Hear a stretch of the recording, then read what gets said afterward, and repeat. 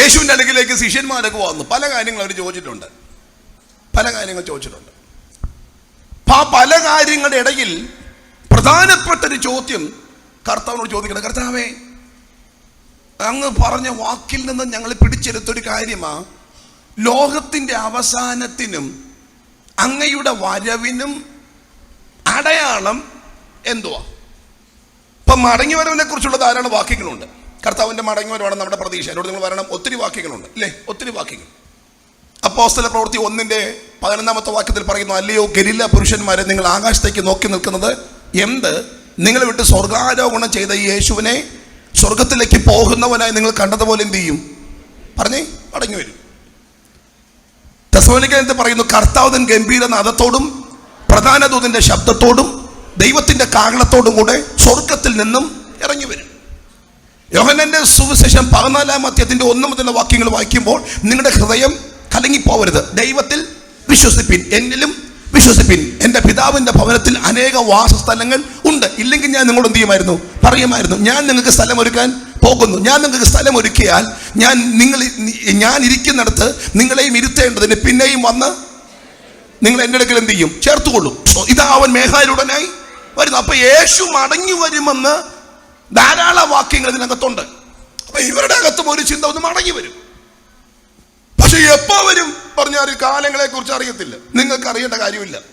അപ്പൊ അവർ പറഞ്ഞ് കൃത്യമായ കാലം പറയാൻ പറ്റില്ലെങ്കിലും അതിന്റെ അടയാളമൊക്കെ എന്ത് ചെയ്യണം? ഒന്ന് പറയണം. ഞങ്ങൾക്കൊന്ന് ഒരുങ്ങാനാ അടയാളം. ഇപ്പൊ 24-ാം അധ്യായം ലൂക്കോസിന്റെ സുവിശേഷം 21-ാം അധ്യായമൊക്കെ അടയാളങ്ങളാണ്. ഇപ്പൊ എല്ലാം ഒന്നും പറയാൻ പറ്റത്തില്ല. ഞാൻ 3 കാര്യങ്ങൾ പറയാൻ ആഗ്രഹിക്കുന്നു. 1, സമൂഹത്തിൽ ഉണ്ടാകുന്ന മാറ്റം. 2, പ്രകൃതിയുടെ വീക്ഷണം, പ്രകൃതിയിൽ ഉണ്ടാകുന്ന മാറ്റം. 3, ആത്മീകരിൽ ഉണ്ടാകുന്ന മാറ്റം. ഇത് 3 പറഞ്ഞാൽ മതി. ഒരുങ്ങേണ്ടവർക്ക് എന്ത് ചെയ്യാം? ഒരുങ്ങാം. ഇല്ലേ വെച്ചാ?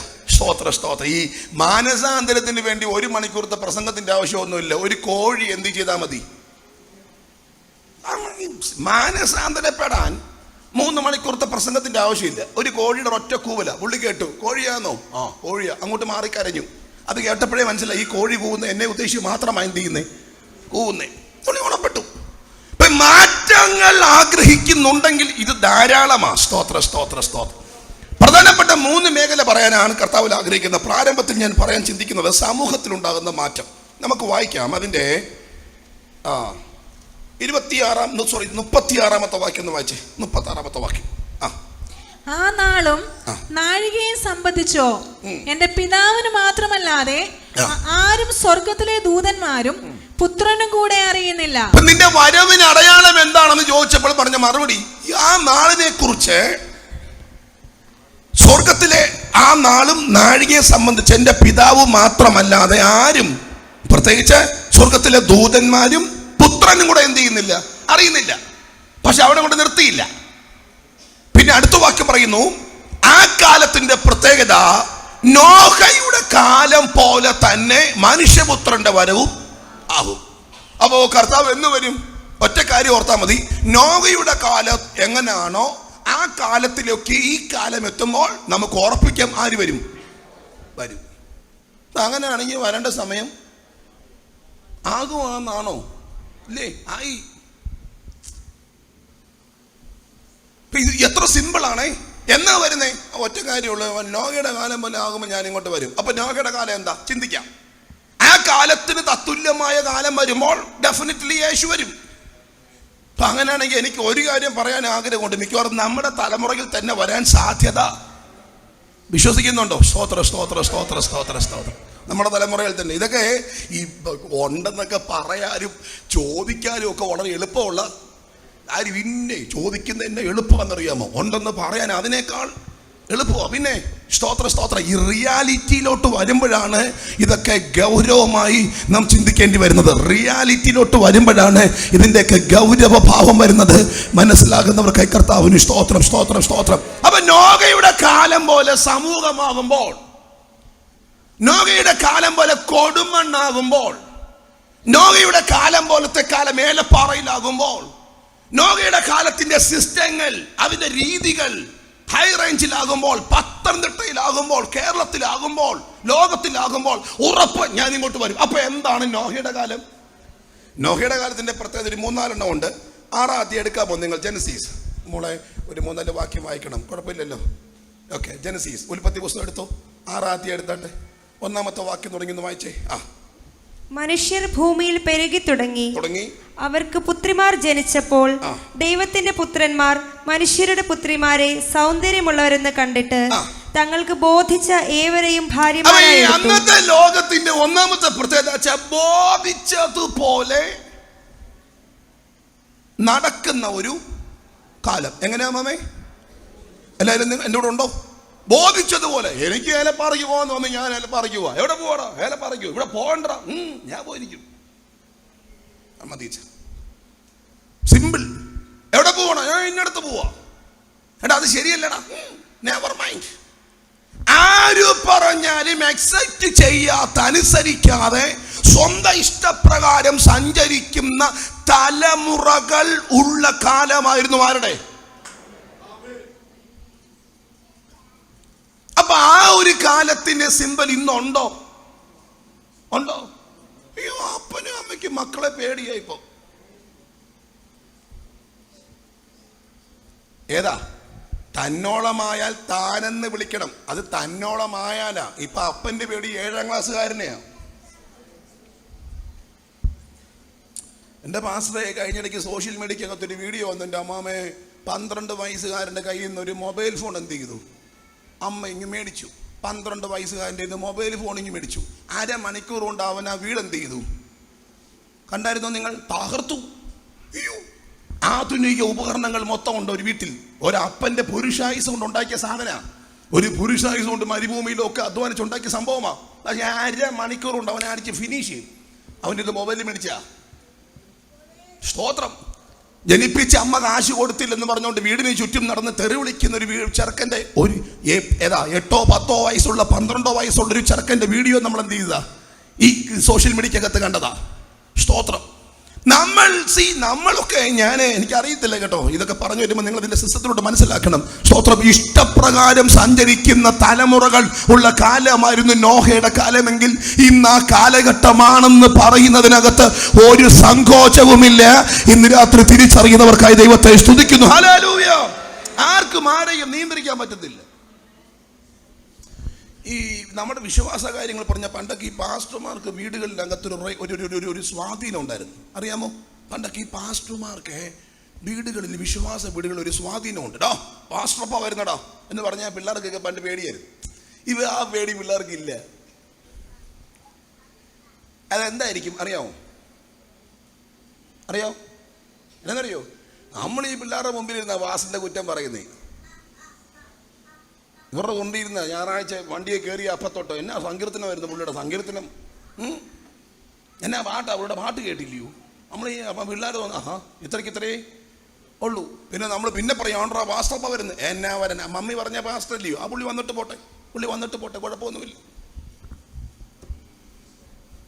അപ്പൊ അപ്പന്, എന്നോട് നിങ്ങൾ പറഞ്ഞ അപ്പന് കീഴ്പ്പെടത്തില്ല, അമ്മയ്ക്ക് കീഴ്പ്പെടത്തില്ല. പാസ്റ്റർമാർക്ക് പണ്ട് കീഴ്പ്പെടുമായിരുന്നു, അതിൽ നിന്നും മാറി. പിന്നെ ആര് കീഴ്പ്പെടുത്തും? ആർക്ക് കീഴ്പ്പെടും? ആകെ ഒറ്റ കേസേ ഉള്ളു കീഴ്പ്പെടാൻ, അത് പോലീസാ. ആർക്കും കീഴ്പ്പെടാത്തതിന് അവരെന്ത് ചെയ്യും? ഇങ്ങോട്ട് നോക്കി. എൻ്റെ ഒരു സ്നേഹിതൻ, ഒരു ജോൺസൺ പാസ്റ്റർ ഉണ്ട്. അദ്ദേഹം തട്ടാരുപടിക്കാരനാണെങ്കിലും ഇപ്പം അദ്ദേഹം താമസിക്കുന്ന തിരുവല്ലയില്ല. പത്തനംതിട്ട സബ് ജയിലിൽ ഒരിക്കൽ സുവിശേഷം പറയാൻ ഒരു അവസരം അദ്ദേഹത്തിന് കിട്ടി. സബ് ജയിലിൽ. അപ്പം അദ്ദേഹം ഈ ആൾക്കാരെല്ലാം വന്നപ്പോൾ ഒരു 100 പേരുണ്ട്. അദ്ദേഹത്തിൻ്റെ ഒരു പരസ്യത്തിൽ ഞാൻ കേട്ടതാണ്. അപ്പം ആൾക്കാരൊക്കെ വന്നിരിക്കുമ്പോൾ അദ്ദേഹം ഒരു പാട്ട് പാടി. ഓ കണ്ണുനീർ മാറി വേദനകൾ എന്നു മാറുമോ, നിന്ദകൾ മാറി നല്ല ദിനം എന്നു കാണുമോ, നിന്ദകൾ മാറി നല്ല ദിനം എന്നു കാണുമോ, കണ്ണുനീർ മാറി വേദനകൾ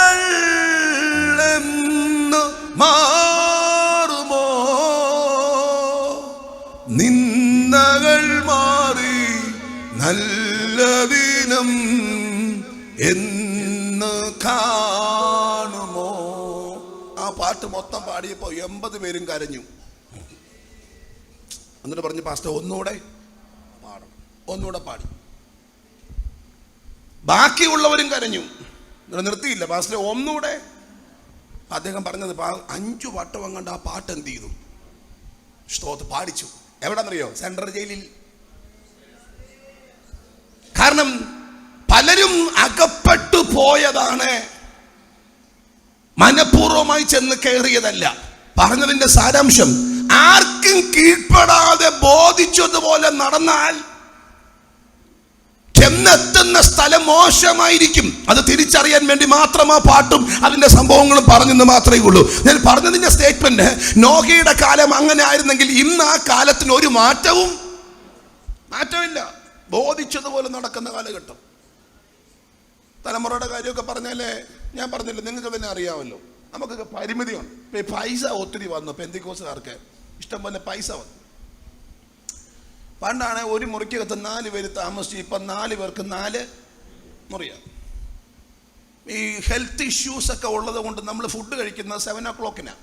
ഹെൽത്ത് ഇഷ്യൂസ് ഉള്ളത് കൊണ്ട് ഡോക്ടർമാർ പറഞ്ഞു, ഫുഡ് കഴിക്കുവാണെങ്കിൽ 7 മണിക്ക് മുമ്പേ എന്ത് ചെയ്യണം, കഴിച്ചോണം. 7 മണിക്ക് മുമ്പേ കഴിച്ചു. ഹെൽത്ത് ഇഷ്യൂസ് ഉള്ളത് കൊണ്ട് ഒരുമിച്ചുള്ള പ്രാർത്ഥനയൊന്നും പലയിടത്തും ഇല്ല. അപ്പം ഹെൽത്ത് ഇഷ്യൂസ് അതാണല്ലോ നമ്മൾ പറയുന്ന ആരോഗ്യ പ്രോബ്ലം. പിള്ളേരൊക്കെ 7 മണിക്ക് മുറിക്കകത്തോട്ട് കയറിയാൽ പിന്നെ അവൻ തലകുത്തിയാണോ നടക്കുന്നത് പോലും നമുക്ക് എന്ത് ചെയ്യത്തില്ല. എന്നോട് നിങ്ങൾ വരുന്നുണ്ടോ? അറിയത്തില്ല. അവര് കയറി കഥ കടച്ചൽ, പിന്നെ അതിനകത്ത് എന്താന്ന് പോലും നമ്മൾ ആരും അറിയുന്നില്ല. അവരോട് ഉണ്ടോന്ന് പോലും. ഞാൻ അവിടെ നിന്നാൽ എൻ്റെ മൊത്തം ഒന്നും പറയാൻ പറ്റാതെ വരും. അവിടുന്ന് വേഗം സ്കിപ്പ് ചെയ്യുക. ഒന്ന്, ബോധിച്ചതുപോലെ നടക്കുന്ന ഒരു കാലഘട്ടം. വായിച്ചേ മോളെ, അടുത്ത വാക്യം.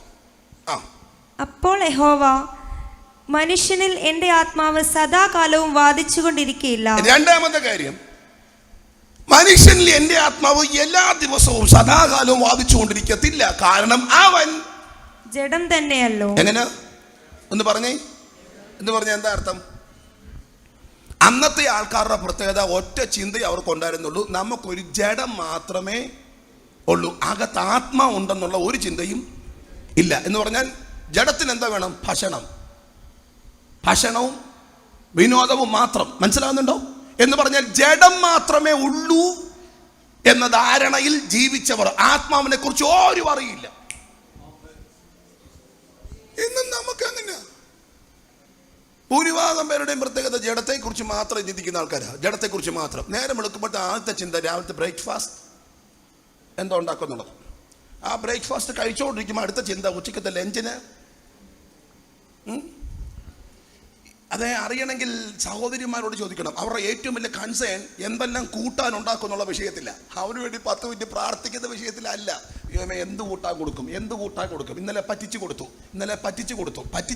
എന്ന് പറഞ്ഞാൽ കുറഞ്ഞ് ഞാൻ പറ്റിച്ചു തരാം. കേട്ടിട്ടില്ലയോ? പറ്റിച്ചു തരാം. കൊടുക്കത്തില്ല. ഈ പറ്റിച്ചു കൊടുക്കുന്നതിനെ ഈ പറ്റിക്കാന്ന് പറയുന്നത് രക്തത്താഴ്ച. ഇന്നലെ അവനെ പറ്റിച്ചു കൊടുത്തു, പിന്നെ ഞാൻ അവനെ പറ്റിച്ചു കൊടുത്തു, ഇനിയിപ്പോൾ ഇന്ന് അവനെന്തോ കൊടുക്കും. ഉച്ചക്കത്തത് കഴിച്ചോണ്ടിരിക്കുമ്പോൾ, വായിൽ വെച്ചോണ്ടിരിക്കുമ്പോൾ അവന്റെ അടുത്ത ചോദ്യമാണ്, മമ്മി വഴക്കത്തേക്ക് എന്തോ മമ്മി ഉള്ളത്. അവന് അതിനകത്തൊരു ആത്മാവുള്ളതിനെ പറ്റി ഒരു ബോധ്യവും. നിങ്ങൾ മിണ്ടുന്നില്ല. ഭക്ഷണത്തെ കുറിച്ച് മാത്രം ചിന്തിക്കുന്ന കാലം. നിങ്ങൾക്കറിയാമോ, കൂണ് പോലെ റെസ്റ്റോറന്റ് എന്ത് ചെയ്യുന്നേ?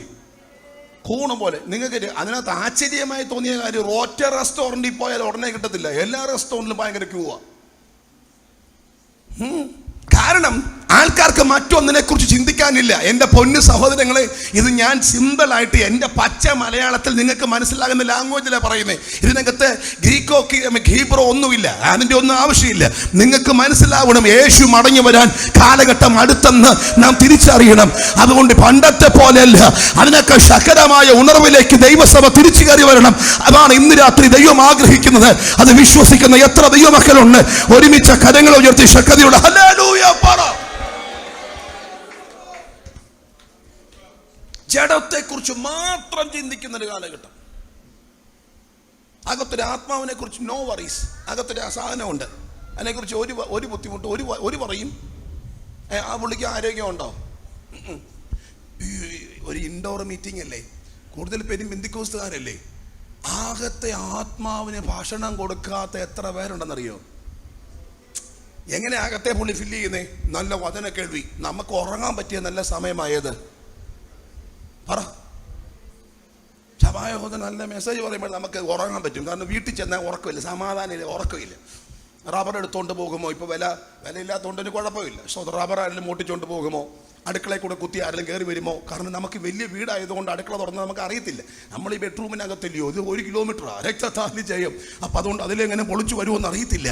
ആകുലതകൾ കൊണ്ട് ഉറക്കത്തില്ല. ആകുലത ചിന്തയുണ്ട്, നമ്മൾ അതിലേക്ക് വരും, ഉറക്കമില്ല. ഇതാകുമ്പോൾ ഒരു പ്രശ്നമില്ല.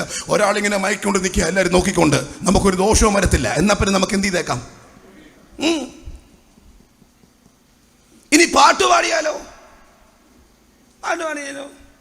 കൊളസ്ട്രോൾ ഒക്കെ വന്നത് കൊണ്ട് നമുക്ക് പണ്ടത്തെ പോലെ ആരാധനയില്ല.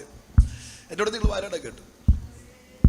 ഈ വേറൊരു വിഷയം പാസ്റ്റർ എങ്ങനെ പോകുന്നതുകൊണ്ട് കുഴപ്പമില്ലല്ലോ, കുഴപ്പമില്ല. വേറൊരു പ്രശ്നം എന്ന് പറഞ്ഞാൽ, നമ്മളിൽ പലരും നമ്മൾ ആശിച്ച തുറമുഖത്ത് എന്ത് ചെയ്തു?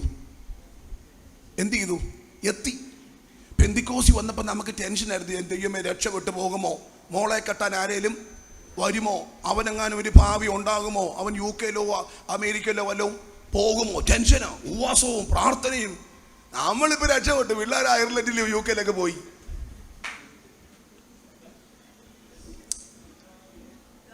ഒരു പുല്ല് വെച്ച വീട് കിട്ടുമോ എന്ന് ചിന്തിച്ച് നമുക്കിപ്പോൾ 2 നില വീട് എന്ത് ചെയ്തു? കിട്ടി. നമുക്ക് പ്രതീക്ഷിച്ച സംഭവത്തേക്ക് വന്നു. സ്തോത്രം. സൈക്കിളിൽ പോകാൻ പറ്റുമോ എന്ന് ചിന്തിച്ച നമുക്കിപ്പോ സൈക്കിളല്ല, 4 വീലുള്ള വാഹനം എന്ത് ചെയ്തു? അതും AC. അപ്പൊ നമ്മൾ എന്താ എക്സ്പെക്ട് ചെയ്തേ? 10 സെന്റ് സ്ഥലത്തിനകത്ത് 2 നില വീടും ഒരു കാറും, അധ്വാനിക്കാതെ പലിശയെടുത്ത് ജീവിക്കാൻ ബാങ്കിൽ ഒരു ഡിപ്പോസിറ്റും, മക്കൾ എവിടെയെങ്കിലും ചെന്നെത്തുക, അവർക്ക് ഭാവി സുരക്ഷിതമാകുക. ഗ്ലോറി, 21 ഗ്ലോറി, 40 ഗ്ലോറി, 21 ഗ്ലോറി, പിടിച്ച് കാര്യം എന്ത് ചെയ്തു? ഇനിയിപ്പം നമുക്ക് തോണ്ടിയാലും കുഴപ്പമില്ല. കാരണം അവരെല്ലാം എത്തേണ്ട സ്ഥലത്ത് എന്ത് ചെയ്തു?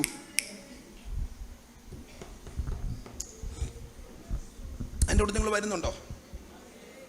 എത്ര പേർക്ക് ദൂത് മനസ്സിലാകുന്നുണ്ട്? കരം ഉയർത്തി ഒരു സ്തോത്രം എന്ന് പറഞ്ഞേ. ഇന്ന് രാത്രി, 2ാമത് രാത്രി ചില മേഖലകൾ പൊളിയപ്പെടണം യേശുവിൻ്റെ നാമത്തിൽ. യേശുവിന്റെ നാമത്തിൽ. നമ്മുടെ ഡെസ്റ്റിനേഷൻ UK അല്ല, നമ്മുടെ ഡെസ്റ്റിനേഷൻ കാനഡയോ ഓസ്ട്രേലിയയോ അല്ല. അവർ ഫൈനൽ ഡെസ്റ്റിനേഷൻ നിത്യരാജ്യമാണ്. ഓർണമെന്റ്സ് വലിച്ചൂരിയതും വിശുദ്ധിക്ക് വേണ്ടി നിന്നതും വിശ്വാസത്തിൽ വന്നതിന്റെ പിമ്പിലെ ഉദ്ദേശം യേശുവിന്റെ മടങ്ങി വരവാണ്. ജനത്തിന്റെ ചിന്തകൾ പൊളിയട്ടെ. ആത്മാവിനെ കുറിച്ച് ചിന്തിക്കാൻ ഇന്ന് രാത്രി ജനം തയ്യാറാവട്ടെ.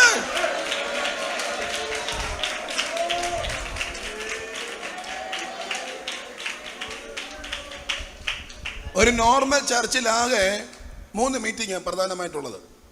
ഒരു സാധാരണ ചർച്ചിൽ 3 മീറ്റിംഗ്, സഭായോഗം 3 മണിക്കൂർ, കോട്ടേജ് മീറ്റിംഗ് 1.5 മണിക്കൂർ, ഉപവാസ പ്രാർത്ഥന വെള്ളിയാഴ്ച 2 മണിക്കൂർ.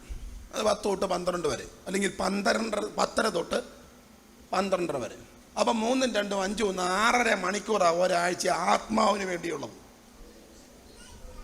അതും കൃത്യമായിട്ട് വന്നാൽ 10 മണി എന്ന് പറഞ്ഞാൽ ഷാർപ്പിന് 10 മണിക്ക് വന്നാൽ നമ്മൾ ഉണർവ് മൂത്ത് 10 മണിക്ക് വണ്ടി എന്ത് ചെയ്യത്തുള്ളൂ? പറഞ്ഞേ, സ്റ്റാർട്ട് ചെയ്യത്തുള്ളൂ. ഇങ്ങോട്ട് വന്നേ 10 മണിക്ക് നമ്മൾ വണ്ടി സ്റ്റാർട്ട് ചെയ്യത്തുള്ളൂ. പാത്രമൊക്കെ കഴുകി വെച്ചെന്ന് പറഞ്ഞാൽ നമ്മൾ ഒന്നുകൂടെ എന്ത് ചെയ്യും? ഒന്നുകൂടെ ചെല്ലും. എങ്ങനെയാലും ഒരു 10 മിനിറ്റ് കൂടെ കഴിഞ്ഞ് നിർത്തുക എന്നുള്ളതാണ് നമ്മുടെയൊക്കെ പ്രതീക്ഷ. ആകെ 3 യോഗത്തിലും കൃത്യസമയത്ത് പങ്കെടുത്താൽ നിന്റെ ആത്മാവിന് വേണ്ടിയുള്ളത് ആകെ കിട്ടുന്ന 6.5 മണിക്കൂറാണ്. അത് ഒരാഴ്ചയിൽ. അപ്പൊ ഒരു മാസത്തിലോ 4, 6, 24, ഒരു ദിവസമാ മാസത്തിൽ 1, ഒരു കൊല്ലത്തിൽ 12. എന്നോട് നിങ്ങളുണ്ടോ? സ്തോത്രം. 12 ദിവസം, 365 ദിവസത്തിൽ കേവലം 12 ദിവസം പോലും നിന്റെ ആത്മാവിനെ ഫീഡ് ചെയ്യാൻ നമുക്ക് പറ്റുന്നില്ല. ജഡം മാത്രമേ ഉള്ളൂ എന്ന് ചിന്തിക്കരുത്. ആത്മാവുണ്ട്. ജഡത്തെ പറ്റി മാത്രം ചിന്തിക്കുന്ന കാലഘട്ടമാണ് ആ കാലഘട്ടമെങ്കിൽ അതിന് തുല്യമാണ് ഈ കാലഘട്ടം. ഇന്ന് രാത്രി തിരിച്ചറിയണം, നിന്നോട് വാദിക്കാനില്ല. യേശു മടങ്ങി വരാനാഗതമായി. അവൻ കാലഘട്ടം എടുത്തു. ഇന്ന് രാത്രി വിശ്വസിക്കുന്നവരുണ്ടെങ്കിൽ ആ കാര്യങ്ങളെ ഉയർത്തി ശക്തിയോടെ ഹല്ലേലൂയ പറഞ്ഞാട്ട്. ജഡത്തെക്കുറിച്ച് മാത്രം ചിന്തിക്കുന്ന കാലഘട്ടം. അടുത്ത വാക്യം വായിച്ച മോളെ. എങ്കിലും അവന്റെ കാലം 120 സംവത്സരമാകുമെന്ന് അരുളി ചെയ്തു. അടുത്തത്, അക്കാലത്ത് ഭൂമിയിൽ മല്ലന്മാരുണ്ടായിരുന്നു. അതിന്റെ ശേഷവും ദൈവത്തിന്റെ പുത്രന്മാർ മനുഷ്യരുടെ പുത്രിമാരുടെ അടുക്കൽ ചെന്നിട്ട് അവർ മക്കളെ പ്രസവിച്ചു. ഇവരാകുന്നു പുരാതന കാലത്തെ വീരന്മാർ, കീർത്തിപ്പെട്ട പുരുഷന്മാർ തന്നെ. ഭൂമിയിൽ മനുഷ്യന്റെ ദുഷ്ടത വലിയ. മൂന്നാമത്തെ പ്രശ്നം, ഭൂമിയിൽ മനുഷ്യന്റെ ദുഷ്ടത വലുത് എന്ന് പറഞ്ഞാൽ ദുഷ്ടത പെരുകുന്ന പറഞ്ഞേ കാലഘട്ടം. ദുഷ്ടത പെരുകുന്ന കാലഘട്ടം. എൻ്റെയൊക്കെ ചെറുപ്പത്തിൽ ഒരാളെ കൊല്ലുക എന്നൊക്കെ പറഞ്ഞ വലിയ സംഭവമായിരുന്നു. ഇന്നിപ്പോൾ ഒരാളെ കൊല്ലുക എന്ന് പറഞ്ഞാൽ കോഴിയുടെ കഴുത്ത് പിരിക്കുന്ന പോലെ ഉള്ളൂ. ഒരാളെ കൊല്ലുക എന്ന് പറഞ്ഞാൽ വലിയ വിഷയമല്ല അല്ല. ഇന്നത്തെ വാർത്തയ്ക്കകത്ത് ഞാൻ 24 ന്യൂസിനകത്ത് കണ്ടു. 24 ന്യൂസിനകത്താണോ അതോ മനോരമയ്ക്കകത്താണോ, തല്ലിക്കൊന്ന് വീട്ടിനകത്ത് കുടിച്ചിട്ടെന്ന് സംശയം. പെര തുറക്കാൻ പോലീസ് എന്ത് ചെയ്യുക? പോവാ. മോനെയാന്ന് തോന്നുന്നു. തല്ലിക്കൊന്ന് വീട്ടിനകത്ത് കുഴിച്ചിട്ടു, എടുക്കാൻ പോവാ. പോലീസ് എടുക്കാൻ പോവാ. അപ്പനാണെന്നോ അമ്മയാണെന്നോ വിഷയമല്ല. അടിച്ച് കൊന്ന് പീസാക്കി സൂക്കേസിനകത്താക്കി എന്ത് ചെയ്യുക? അയ്യോ, ഒരു കാമുകി ചെയ്ത കാര്യം കാമുകനെ കൊന്നു, അതോ കാമുകൻ കാമുകിയെ കൊന്നു, എന്തായാലും ഒരു കാര്യം ചെയ്തു, അത് അടക്കിയില്ല. പിന്നെ ബിരിയാണി വെച്ച് കൂട്ടുകാർക്ക് മൊത്തം എന്ത് ചെയ്തു? എങ്ങനെ? പ്രണയബന്ധത്തിലേർപ്പെട്ടവളെ കൊന്നിട്ട് ബോഡി അടക്കം ചെയ്യാതെ ആ ബോഡി എടുത്ത് ബിരിയാണി ഉണ്ടാക്കണമെങ്കിൽ ഇവന്റെ മാനസികാവസ്ഥ എന്തായിരിക്കും വെച്ചാൽ അത് ഒരു ശരീരം മൊത്തം കയറുന്ന ചെമ്പ. അപ്പൊ ഇവൻ പീസാക്കി ഇല്ലേ ചാ, 3 കിലോയുടെ ബിരിയാണി. അത് കഴിഞ്ഞ അടുത്ത ദിവസം 5 കിലോയുടെ ബിരിയാണി. എന്നോട് നിങ്ങളുണ്ടോ? എങ്ങനെ പറ്റും ഇത്? ഈ ഒരു കോഴിയെ കൊന്ന എന്റെ കൈവിറക്കി വെച്ച ഒരു കോഴിയെ കൊന്ന ആ സ്ഥാനത്ത് ഒരു സ്ത്രീയെ കൊന്നിട്ട് കിലോ കണക്കിന് ഇറച്ചിയെടുത്ത് ബിരിയാണി വെച്ച് കൂട്ടുകാർക്ക് വിളമ്പിക്കൊടുക്കാൻ പറയണമെങ്കിൽ കൊടുക്കണമെങ്കിൽ അയാളുടെ മാനസികാവസ്ഥ എന്തായിരിക്കും? എനിക്ക് തോന്നുന്നില്ല ഇങ്ങനത്തെ അനുഭവങ്ങൾ നോഹയുടെ കാലത്ത് ഉണ്ടായിട്ടുണ്ടോന്ന്. സ്തോത്രം.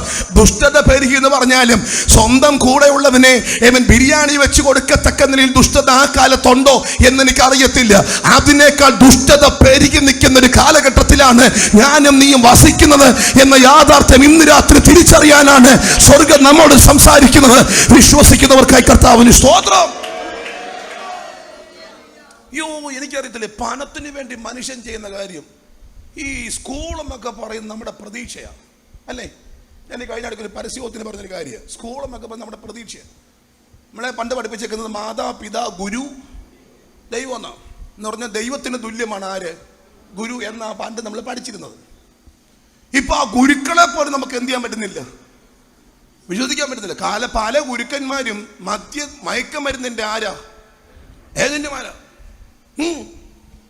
പക്ഷേ ഈ സ്കൂളെന്നൊക്കെ പറഞ്ഞ ദൈവമേ, നമ്മൾ ICSE CBSE CBSE Kerala state syllabus കിട്ടുന്ന പൈസ അവിടെ നിന്ന് കൊടുത്തൊക്കെ മേടിച്ച് കുഞ്ഞുങ്ങളെ വിടുക. ദൈവമേ, അവന് ഭാവി. ഇപ്പൊ ഞാൻ പ്രസംഗിക്കുമ്പോഴേ എൻ്റെ ഉള്ളിൽ ചിന്തയുണ്ട്, കൊച്ചിൻ്റെ ഭാവി. വെച്ചേക്കുന്നുണ്ടോ ഒരു സാധനം? അദ്ദേഹം നിന്ന് പിടിക്കുക, നമ്മളൊക്കെ ഇരുന്നിട്ട് നിന്ന് പിടിക്കുക. എന്നാ ഇത് കഴിയുമ്പോൾ ഒരു നന്മ കിട്ടും. ആ നന്മ എന്തിന്? പുട്ടടിക്കാനല്ല, കൊച്ചിൻ്റെ ഭാവിക്ക് വേണ്ടി.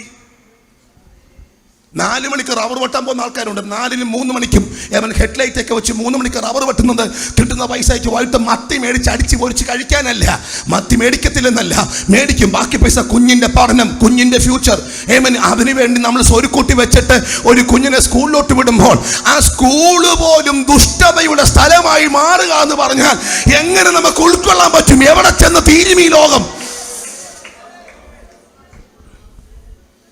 സ്തോത്രം. നമുക്ക് വിശ്വസിക്കാൻ പറ്റുന്നില്ലെങ്കിൽ ഓർത്ത് നോക്കി. സൗദിയിൽ തന്നെ ഒരു അമ്മാമ്മ വിളിച്ച് പറഞ്ഞു, പാസ്റ്റർ മോക്ക് വേണ്ടി ഒന്ന് പ്രാർത്ഥിക്കണം. ഇപ്പം ഞങ്ങൾ പാസ്റ്റർമാരായതുകൊണ്ട് മിക്കവാറും ഇങ്ങനെ വിളികൾ വരാറുണ്ട്. അപ്പം ഞാൻ ചോദിച്ചു, അവിടെ മംഗലാപുരത്താണ്, ഒരു 4-5 വർഷമായിക്കാണ്. ഞാൻ പറഞ്ഞു പ്രാർത്ഥിക്കാം. എന്താ അമ്മ? അല്ല, അവൾക്ക് എന്തോ പഠിക്കാൻ ബുദ്ധിമുട്ട് ചോദിച്ചു വന്നപ്പോൾ ഞാൻ പറഞ്ഞു, അമ്മ എനിക്ക് മോളോട് സംസാരിക്കാം. ഇല്ല പാസ്റ്റർ, അവൾ ഫുൾ ടൈം സ്റ്റഡിയാണ്. അമ്മമാർ രക്ഷപ്പെടാൻ വേണ്ടി പറയുന്ന, അല്ലാതെ എന്ത് ചെയ്യാൻ പറ്റും? അവൾ ഫുൾ ടൈം സ്റ്റഡി. ഈ ഫുൾ ടൈം സ്റ്റഡി ആണെങ്കിലും കാര്യങ്ങൾ പ്രോപ്പറായിട്ട് നടക്കാത്തത് കൊണ്ട് അവസാനം ഫോണിൽ കൂടെ പ്രാർത്ഥിക്കേണ്ടതായിട്ട് എന്ത് ചെയ്തു? വന്നപ്പോൾ ഞാൻ അവളെ വിളിച്ചു ചോദിച്ചു, മോളെ എവിടാ? അവള് ലോഡ്ജില്ല, ഒരു ഹോട്ടൽ മുറിയില്ല. അപ്പൊ ചോദിച്ചു, എന്തോ പറ്റി മോളെ? ഒന്നുമില്ല അങ്ങളെ, ഒട്ടിക്കാൻ ഒരു സ്റ്റാമ്പ് വന്നു, നാക്കെ തൊട്ട് സ്റ്റാമ്പ് എന്ത് ചെയ്താ ഒട്ടിച്ചത്, അത്രേ അറിയത്തുള്ളൂ. ഒരു സ്റ്റാമ്പെ തൊട്ട് ഒരു നാക്കെ തൊട്ട് സ്റ്റാമ്പ് ഒട്ടിച്ചു, കലാസ് കഴിഞ്ഞു. പിന്നെ അവർക്ക് എപ്പോഴും ഈ സ്റ്റാമ്പ് എന്ത് ചെയ്യണം? ഒട്ടിക്കണം. എപ്പോഴും ഒറ്റ പ്രാവശ്യം ഒട്ടിച്ചതേ ഉള്ളൂ. സൗദി എന്ന് പറയുന്ന സ്ഥലത്ത് എല്ലാവരും സുഖം അനുഭവിക്കുന്നവരല്ല. ഗൾഫുകാരെ കുറിച്ച് നമ്മൾ അറിയണം, എല്ലാവരും സുഖം അനുഭവിക്കുന്നവരല്ല. അവർ അധ്വാനിക്കാതെ 3 നേരം അവർ ഭക്ഷണം കഴിക്കുന്നുണ്ടെങ്കിൽ നാട്ടിൽ വരുമ്പോൾ മാത്രമേ ഉള്ളൂ. അല്ലാത്ത പക്ഷെ അവരൊക്കെ താമസിക്കുന്നതും കഴിക്കുന്നതും ഉണ്ടല്ലോ, കുപ്പൂസും അച്ചാറും ഒക്കെയാ. എല്ലാവരുടെയും കാര്യമല്ല കേട്ടോ, ഒരു 50% അങ്ങനെയുള്ളവരാ. നാട്ടിലോട്ട് വരുമ്പോൾ നല്ല ടീഷർട്ടും നല്ല പാൻറ്റും ഒക്കെ മേടിച്ചൊരു ഷൂ ഒക്കെ ഇട്ട് ഒരു മൊബൈൽ ഫോണൊക്കെ EMI കൊടുത്തൊരു മൊബൈൽ ഫോണൊക്കെ എടുത്ത് നമ്മൾ എയർപോർട്ടിൽ തുടങ്ങണോ. അച്ഛൻ അവിടെ എങ്ങനെയാന്ന്? അച്ഛൻ അവിടെ അങ്ങനല്ല, അച്ഛൻ അവിടെ ഷൂ കാണാറില്ല. അച്ഛൻ്റെ ഷൂ പൊടിയൊക്കെ പിടിച്ച് അങ്ങനത്തെ ഷൂ ആയിരിക്കും. പിന്നെ ജീൻസ് കാണാറില്ല, കാരണം പച്ച ഡ്രസ്സ് മണ്ടയിടും, അതാ കാണാറുള്ളത്. മനസ്സിലാകുന്നുണ്ടോ? ആ മരുഭൂമിയിൽ കിട്ടുന്ന പൈസ മോക്കൊരു ഭാവി ഉണ്ടാകാൻ വേണ്ടി മംഗലാപുരത്തെ കോളേജിൽ അഡ്മിഷൻ എടുത്തുകൊണ്ടാക്കി. പക്ഷേ ഇപ്പോൾ സ്റ്റാമ്പ് ഒട്ടിച്ചാലേ അവർക്ക് ജീവിക്കാൻ പറ്റത്തുള്ളൂ. എൻ്റെ കൂടെ നിങ്ങൾ വരുന്നുണ്ടോ? സ്തോത്രം. അന്നത്തെക്കാൾ ദുഷ്ടത പെരുകി നിൽക്കുന്ന കാലഘട്ടമാണ്. ഡോക്ടേഴ്സിനെ വിശ്വസിക്കാൻ പറ്റുന്നില്ല, എഞ്ചിനീയേഴ്സിനെ വിശ്വസിക്കാൻ പറ്റുന്നില്ല, ടീച്ചേഴ്സിനെ വിശ്വസിക്കാൻ പറ്റുന്നില്ല. മനുഷ്യന്റെ ദുഷ്ടത പെരുകി നിൽക്കുന്ന കാലഘട്ടമാണ് ഞാനും നിങ്ങൾ വന്നെത്തിയിരിക്കുന്നത്. ഈ 2-ാം ദിവസത്തിൽ സ്വർഗം സംസാരിക്കുന്നു. യേശുവിന്റെ വരവിന്റെ അടയാളമാണ് ഇതൊക്കെ. ഇന്ന് രാത്രി തിരിച്ചറിയുന്നവരുണ്ടോ? ഹല്ലേലൂയ. ദോഷം നിരൂപിക്കുന്ന കാലഘട്ടം. അടുത്തത് പറയുന്നത് ദോഷം നിരൂപിക്കുന്ന കാലഘട്ടം എന്ന് പറഞ്ഞാൽ എന്താ? ദോഷം നിരൂപിക്കുക. ഒരാളെ തീർക്കണമെങ്കിൽ അതിന് കൂട്ടം കൂടുന്നതിനകത്ത് പ്രത്യേകിച്ച് ഒരു ബുദ്ധിമുട്ടും അല്ല. എൻ്റെ കൂടെ നിങ്ങൾ വരുന്നുണ്ടോ? നിങ്ങൾ ഉണ്ടെന്നുള്ളവർ മാത്രം കൈ പൊക്കിക്കുന്നു. ഉണ്ടോ എന്ന് നോക്കട്ടെ. അയ്യോ അങ്ങനല്ല, തലയ്ക്ക് മേളിൽ പൊക്കിയാലും നമ്മൾ അക്സെപ്റ്റ് ചെയ്യത്തുള്ളൂ. തലയ്ക്ക് മേളിൽ പൊക്കണം, എന്നാലും നമ്മൾ അക്സെപ്റ്റ് ചെയ്യണം. എല്ലാവരും ഉണ്ടല്ലോ. സ്തോത്രം. 4 കാര്യങ്ങളാണ്. ബോധിച്ചതുപോലെ നടക്കുന്ന കാലഘട്ടം. ജഡം മാത്രമേ ഉള്ളൂ എന്ന് ചിന്തിക്കുന്ന കാലഘട്ടം. 3, ദുഷ്ടത പ്രവർത്തിക്കുന്ന കാലഘട്ടം. സ്തോത്രം. 4, ദോഷം നിരൂപിക്കുന്ന കാലഘട്ടം. എൻ്റെ അമ്മാമേ, പണ്ടൊക്കെ നമ്മുടെ വീട്ടുമുറ്റം എന്ന് പറയുമ്പോൾ നമുക്കൊരു സുരക്ഷിത സ്ഥലമല്ലായിരുന്നു നമ്മുടെ വീട്ടുമുറ്റം. ഇന്ന് 3 വയസ്സുള്ള 4 വയസ്സുള്ള കുഞ്ഞിനെ വീടിൻ്റെ മുറ്റത്തോട്ട് നമ്മൾ കളിക്കാൻ വിട്ടാൽ നമ്മളിങ്ങനെ ഒളികണിട്ട് നോക്കിക്കൊണ്ടിരിക്കും. ആന്നോ? എന്താ? 10 സെന്റ് സ്ഥലത്തിൽ നാം കരം കൊടുക്കുന്നതാ. ഇന്റർലോക്കൊക്കെ ഇട്ട് നമ്മൾ ഗേറ്റും മതിലും ഒക്കെ വെച്ചിരിക്കുന്നതാ. ആ 10 സെന്റ് സ്ഥലത്തിനകത്ത് പോലും സ്വന്തം കുഞ്ഞിനെ കളിക്കാൻ വിടാൻ പറ്റാത്ത തരത്തിൽ ഈ അന്തരീക്ഷം മൊത്തം എന്ത് ചെയ്തു? മാറി. വീട്ടുമുറ്റത്ത് കളിച്ചോടുന്ന കുഞ്ഞിനെ കാണാനില്ല, സൈക്കിൾ ഒട്ടി പുറത്തിറങ്ങിയ കുഞ്ഞിനെ കാണാനില്ല. ഞാനിതൊക്കെ പറയുന്നത് ഇന്നത്തെ സാഹചര്യമാണെന്ന് നിങ്ങൾക്ക് എല്ലാവർക്കും അറിയാം. എക്സ്പ്ലനേഷൻ ഇല്ലാതെ ഇത് മനസ്സിലാകും. ഇത് തിരിച്ചറിയുമ്പോൾ ഒരു കാര്യം ഓർത്തോണം, അടുത്ത വർഷം ആനുവൽ കൺവെൻഷൻ ഇവിടെ കാണുമോ ഇല്ലയോ എന്ന് നമുക്കാർക്കും ഒരു ഉറപ്പും പറയാൻ കഴിയത്തില്ല. ഇന്ന് രാത്രി പഴയതുപോലെ ആത്മസാന്നിധ്യത്തിലേക്ക് ജനം കയറി വരണം, ആരാധനയിലേക്ക് ജനം കയറി വരണം, വിശുദ്ധിയിലേക്ക് ജനം കയറി വരണം. ഒരു മടങ്ങിയ വരവിന്റെ കാലഘട്ടമായി ഇത് മാറണം. വിശുദ്ധ ബൈബിൾ അങ്ങനെ തന്നെ പറയുന്നു, കാള തന്റെ ഉടയവനെയും കഴുതവൻ യജമാനുണ്ടെങ്കിൽ പുൽത്തൊട്ടി അറിയുന്നു, എന്റെ ജനമോ എന്നെ അറിയുന്നില്ല. ഇന്ന് രാത്രി മടങ്ങി വരാനുള്ള ദൂതാണ് സ്വർഗം ഈ കോണിമണ്ണോട് സംസാരിക്കുന്നത്. ഇന്ന് രാത്രി ദൂത് ഏറ്റെടുക്കുന്ന എത്ര ദൈവമക്കളുണ്ട്? ആ കരമൊന്ന് ഉയർത്തി ശക്തിയോടെ ഹല്ലേലൂയ പറ. ഒന്ന് നോഹയുടെ കാലമാണ്. 2ാമത്തെ പ്രത്യേകത ദുർഘട സമയങ്ങൾ. തിമത്തിയോസിന്റെ ലേഖനം എടുത്തേ, 3-ാം അധ്യായത്തിന്റെ 1 മുതൽ 7 വരെയുള്ള വാക്യങ്ങൾ. 1 തിമത്തിയോസ്. ഒരുവൻ അധ്യക്ഷസ്ഥാനം. ക്ഷമിക്കണം, 2 തിമത്തിയോസ്. സോറി. അന്ത്യകാലത്ത് ദുർഘട സമയങ്ങൾ വരുമെന്നറിയുക. ഒന്ന് കേട്ടോണേ, അന്ത്യകാലത്ത് ദുർഘട സമയങ്ങൾ വരുമെന്ന് അറിയുക. മനുഷ്യർ സ്വസ്നേഹികളും. ഇങ്ങോട്ട് നോക്കിയേ, മനുഷ്യർ അന്ത്യകാലത്തിന്റെ പ്രത്യേകത. മനുഷ്യർ സ്വസ്നേഹികൾ. എന്തോ എന്ന് പറഞ്ഞാൽ മനുഷ്യന് ആരോട് മാത്രമേ സ്നേഹമുള്ളൂ? നമ്മളോട് മാത്രമേ നമുക്ക് സ്നേഹമുള്ളൂ. അതിൻ്റെ ഏറ്റവും വലിയ ഉദാഹരണം, ഒരു ഗ്രൂപ്പ് ഫോട്ടോ കിട്ടിയാൽ നമ്മൾ ആരെയും നോക്കത്തുള്ളൂ. ആദ്യം മാസ്യോത്തിന് പോയാൽ നമുക്ക് പ്ലേറ്റ് നമുക്ക് കിട്ടിയോ നോക്കും. നമുക്ക് പുട്ട് കിട്ടിയോ? കിട്ടി. എല്ലാം നമ്മൾ ഓക്കെയാണോ? ഓക്കെ. കൂടെ വന്നവനോ? അല്ല, അവന് പുറകെ ഉണ്ടല്ലോ, കിട്ടിക്കോളും. നമുക്ക് അവൻ്റെ വിഷയം അല്ല. സോ നമുക്ക് നമ്മളോട് മാത്രമേ, എന്നോട് നിങ്ങൾ വരണേ പ്ലീസ്. നിങ്ങൾക്ക് അറിയാവുന്ന കാര്യമാണെന്ന് എനിക്കറിയാം. നിങ്ങൾക്കിത് അറിയാം, എനിക്കറിയാം. ഇത് വളരെ പരിചയമുള്ളതാണ്. ഒന്ന് റിമൈൻഡ് ചെയ്യുന്നെന്ന് മാത്രമേ ഉള്ളൂ. ഒരു റിമൈൻഡർ, ജസ്റ്റ് ഒന്നുകൂടെ ഓർമ്മപ്പെടുത്തുക. യേശുവിൻ്റെ മടങ്ങിവരവിൻ്റെ സിംബലിനെ കുറിച്ച് പറയുമ്പോൾ അടുത്തതായി പറയുന്ന ദുർഘട സമയങ്ങൾ വരുമെന്ന. ദുർഘട സമയത്തിന്റെ പ്രത്യേകത ഒന്ന്, മനുഷ്യർ സ്വസ്നേഹികൾ. നമുക്ക് നമ്മോട് മാത്രമേ സ്നേഹമുള്ളൂ, വേറെ ആരോട് നമുക്ക് എന്തോ ഇല്ല, സ്നേഹമില്ല. സ്തോത്രം. അതിനൊക്കെ എനിക്ക് സത്യം പറഞ്ഞാൽ ഇത് ഇങ്ങനെ സോഷ്യൽ മീഡിയയ്ക്കകത്ത് ഇങ്ങനെ വന്നതുകൊണ്ട് പിന്നീട് ഒത്തിരി കമൻറ്റുകൾ വരാതിരിക്കാൻ ഞാൻ പല വാക്കുകൾ ശ്രദ്ധിക്കുക. ഇതിനൊക്കെ വ്യക്തമായ തെളിവുകൾ നമുക്ക് പറയാനുണ്ട്. ഈ കൂടപ്പറപ്പിനോട് സ്നേഹമില്ലാത്ത ആൾക്കാരുണ്ട്. എങ്ങനെ കൂടപ്പറപ്പിനോട്? സ്തോത്രം. ഇനി കൂടപ്പറപ്പിന്റെ കാര്യം പോട്ടെ, ജനിപ്പിച്ച അപ്പനും അമ്മയ്ക്കും 5 പൈസ കൊടുക്കാത്ത, എങ്ങനെ? നിങ്ങളെ മിണ്ടുന്നില്ലല്ലോ. സ്തോത്രം. കൺവെൻഷൻ പ്രസംഗം എന്ന് പറഞ്ഞപ്പോൾ നിങ്ങൾ ഇങ്ങനെ എക്സ്പെക്ട് ചെയ്ത് കാണത്തില്ല. പുള്ളി ഇങ്ങനെ വന്ന് പുക, കാറ്റും തീയും. എന്നാ പുകയും കാറ്റും തീയും? നമുക്ക് ഇതെല്ലാം വന്നാലല്ലേ ഗുണമാകത്തുള്ളൂ. എൻ്റെ കൂടെ നിങ്ങളുണ്ടോ? ഒരു സ്തോത്രം എന്ന് പറഞ്ഞു നോക്കട്ടെ.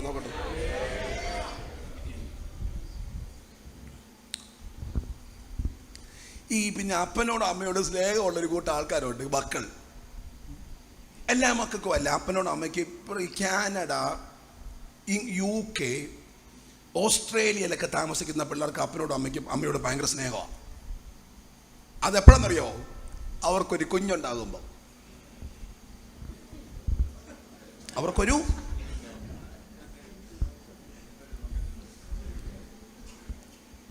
പ്രഗ്നന്റ് ആയൊരു 3-4 മാസമാകുമ്പോൾ തുടങ്ങി പിന്നെ സ്നേഹം. പിന്നെ ആ കൊച്ചൊരു 10 വയസ്സാകുന്നത് വരെ സ്നേഹം. മമ്മി വാ, മമ്മി ഒന്ന് വന്നേ. അയ്യോ മമ്മി, വേറെ ആരാ പോകുന്നത്? ഇതാകുമ്പോഴത്തേന് ഫ്രീ സർവീസ്. അവിടുന്ന് ഒരാളെ എടുക്കുവാണെങ്കിൽ എത്ര ലക്ഷം രൂപ കൊടുക്കണമെന്നറിയോ? നാട്ടിൽ നിന്ന് ഒരാളെ കൊണ്ടുപോകണമെങ്കിലോ വിസയ്ക്ക് ലക്ഷങ്ങൾ, ടിക്കറ്റ്, അവിടെ ചെന്ന് പ്രതിമാസം ശമ്പളം, തിരിച്ചു വരുമ്പോൾ നല്ലൊരു എമൗണ്ട് എന്ത് ചെയ്യണം? കൊടുക്കണം. ഇതാകുമ്പോഴോ എയർ ഇന്ത്യ എക്സ്പ്രസ്സിന് ഒരു ടിക്കറ്റ് 35,000 രൂപ. അത് ഇവിടുന്ന് കയറി ശ്രീലങ്കയിൽ ലാൻഡ് ചെയ്തു, ശ്രീലങ്കയിൽ നിന്ന് ദുബായിൽ ലാൻഡ് ചെയ്തു, ദുബായിൽ നിന്ന് തിരിച്ച് പിന്നെ കൊച്ചിയിൽ ലാൻഡ് ചെയ്തു, കൊച്ചിയിൽ നിന്ന് പിന്നെ വീണ്ടും ബോംബെ ലാൻഡ് ചെയ്തു, ബോംബെയിൽ നിന്ന് നേരെ അങ്ങോട്ട്. ഇതാ അമ്മയോ കറങ്ങട്ടെ. എന്നോട് നിങ്ങൾ ഓടും.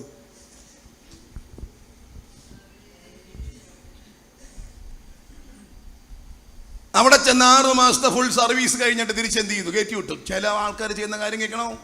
ലഗേജ് പോലും കുറച്ച് കൊണ്ടുപോകാവുന്ന ഫ്ലൈറ്റിൽ ടിക്കറ്റ് എടുത്ത് കയറ്റി വിടുന്ന മക്കളുണ്ട്. കാരണം 40 കിലോ കൊണ്ടുപോകാമെങ്കിൽ മേടിച്ച് കൊടുക്കണ്ടായോ? 40 കിലോ 20 കിലോയാണെങ്കിൽ ആ ഒരു ബേഡം നമുക്ക് കുറയുമല്ലോ. സ്തോത്രം. അപ്പൊ നിങ്ങൾ ഓർക്കും ഈ കൊടുമണ്ണുകാരോട് പറയട്ടെ എന്താ കാര്യമൊന്നും. ഞാൻ പോയ രാജ്യത്ത് പറഞ്ഞിട്ടുണ്ട്. സ്തോത്രം. ഓസ്ട്രേലിയയിൽ പോയപ്പോൾ അവിടെ പറഞ്ഞിട്ടുണ്ട്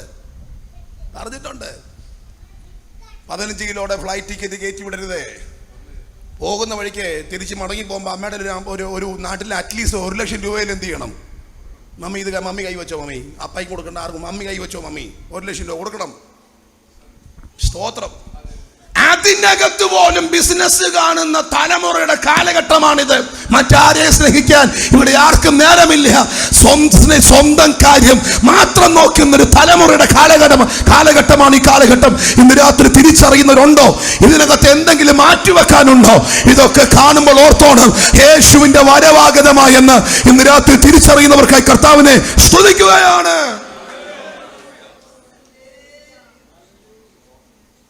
സ്വസ്നേഹികൾ. പിന്നെന്തോ നമ്മളെ വായിച്ച്? ദ്രവ്യാഗ്രഹി. ഇതൊക്കെ അന്ത്യകാലത്തിന്റെ ലക്ഷണമാണ്. പണത്തോടുള്ള ആർത്തി, ദ്രവ്യത്തോടുള്ള ആർത്തി.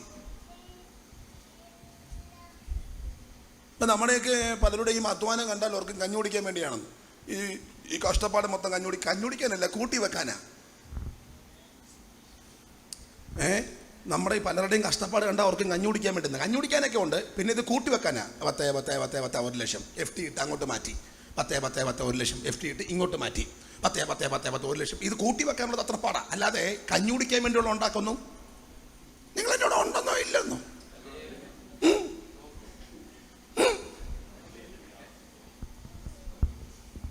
ദ്രവ്യാഗ്രഹികൾ. അടുത്ത വാക്യം. വമ്പ് പറയുന്നവർ, അഹങ്കാരികൾ, ദൂഷകന്മാർ, അമ്മയപ്പന്മാരെ അനുസരിക്കാത്തവർ, നന്ദി കെട്ടവർ, അശുദ്ധർ, വാത്സല്യമില്ലാത്തവർ, ഇണങ്ങാത്തവരും, ഏഷണിക്കാരും, അജിതേന്ദ്രിയന്മാരും, ഉഗ്രന്മാരും, സൽഗുണദ്വേഷികളും, ദ്രോഹികളും, ധാർഷ്ട്യക്കാരും, നിഗളികളുമായി. വായിക്കേ. ദൈവപ്രിയമില്ലാതെ ഭോഗപ്രിയരായി ഭക്തിയുടെ വേഷം ധരിച്ചിട്ട് അതിന്റെ ശക്തിയെ ത്യജിക്കുന്ന ഒരു കാലഘട്ടത്തിലാണ് ഞാനും നിങ്ങൾ വന്നിരിക്കുന്നത്. ഇത് എത്ര പരമാർത്ഥമാണ് ഈ രാത്രി എത്രവർക്ക് മനസ്സിലാകുന്നുണ്ട്? ഇണങ്ങാത്തവർ, വാത്സല്യമില്ലാത്തവർ, വമ്പ് പറയുന്നവർ, അഹങ്കാരികൾ, ഉഗ്രന്മാർ. സ്തോത്രം അല്ലേ അച്ഛാ? സ്തോത്രം. ദുർഘട സമയങ്ങൾ വരും. സാമൂഹികമായി ഉണ്ടാകുന്ന മാറ്റം എക്സ്പ്ലെയിൻ ചെയ്താൽ അത് മാത്രം പറഞ്ഞാൽ എൻ്റെ സമയം തീരും. സാമൂഹികമായ മാറ്റം ഇനിയുണ്ട്. ഒരു 3-4 കൂടെ വായിച്ചേ മോളെ. അവിടെ നിൽക്കേ. അടുത്ത വാക്യം വായിച്ചേ. ദാനിയേൽ പ്രവാചകന്റെ പുസ്തകം എടുത്തേ. 12:2 വായിച്ചേ. ശാന്തമായിട്ട് വായിച്ചാൽ മതി, കുഴപ്പമില്ല. ദാനിയേൽ 12:2 വായിച്ചേ. നിലത്തിലെ പൊടിയിൽ നിദ്ര കൊള്ളുന്നവരിൽ പലരും. ക്ഷമിക്കണം. 4-ാമത്തെ വാക്യം. 4. നീയോ ദാനിയേലേ, അന്ത്യകാലം വരെ ഈ വചനങ്ങളെ അടച്ച് പുസ്തകത്തിന് മുദ്രയിടുക. അടുത്ത വാക്യം. പലരും അതിനെ പരിശോധിക്കുകയും ജ്ഞാനം വർദ്ധിക്കുകയും ചെയ്യും. സാമൂഹികമായി ഉണ്ടാകുന്ന ഒരു ലക്ഷണമാണ് ജ്ഞാനം എന്ത് ചെയ്യും? വർദ്ധിക്കും. എന്ന് പറഞ്ഞാൽ അറിവുണ്ടാവും, അറിവ് വർദ്ധിക്കും. അയ്യോ, അനീഷയിലെ പറയുന്ന ഞാൻ ആദ്യമായിട്ടൊരു മൊബൈൽ ഫോൺ ഉപയോഗിക്കുന്നത് 2006 എന്റെ ചിന്ത. 2006. ഏബൽ എന്ന് പറയുന്ന എൻ്റെ മോൻ ഫോൺ ഉപയോഗിക്കുന്നത് 3 വയസ്സുള്ളപ്പോഴാണ്. ഞാൻ എൻ്റെ വാസ്തവ 32 വയസ്സുള്ളപ്പോൾ ഉപയോഗിച്ച സാധനം എൻ്റെ മോൻ ഉപയോഗിച്ചത് അവന് 3 വയസ്സുള്ളപ്പോഴാണ്. അയ്യോ, അതിനകത്തിരിക്കുന്ന പല കാര്യങ്ങളും എനിക്കറിയത്തില്ല. അവൻ എല്ലാ കാര്യങ്ങളും എന്ത് ചെയ്യാം? ഒരാമയും പറഞ്ഞു.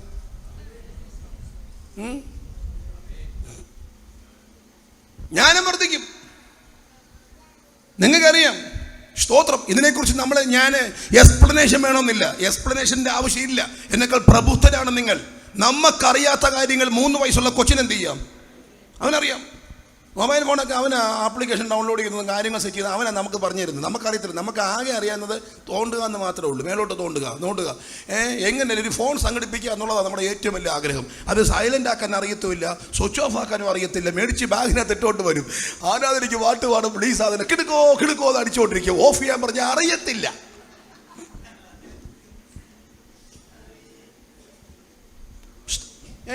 പിള്ളേരെ വിടണം, അവർ ചെയ്യുന്നത് ഓഫ് ചെയ്യണം.